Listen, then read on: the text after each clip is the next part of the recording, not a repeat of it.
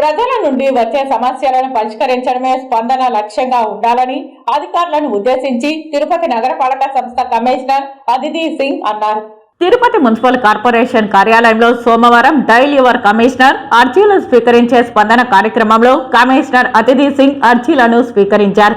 Commissioner కు విడత పత్రం అందిస్తూ టౌన్ క్లబ్ ప్రీ సర్కిల్ కోసం, అదేవిధంగా హీరో హోండా షోరూం పక్కన వెళుతున్న రహదారుల మాస్టర్ ప్లాన్ రోడ్డుకు స్థలాలు ఇచ్చిన యజమానులకు టీడీఆర్ బాండ్లు ఇవ్వాలన్నారు.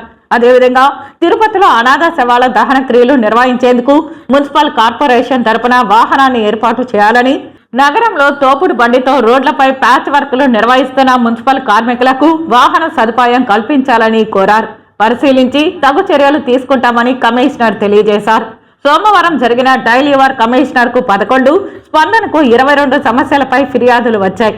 కొరమేను గుంట వద్ద, అదేవిధంగా టెలిఫోన్ కాలనీ వద్ద వీధి దీపాలు వెలగడం లేదని, కొత్తపల్లి సుబ్బారెడ్డి నగర్లో కొత్త కాలువలు నిర్మించాలని, సమస్యలను పరిష్కరించాలని సంబంధిత అధికారులు కమిషనర్ అధికారులకు ఆదేశాలు జారీ చేశారు.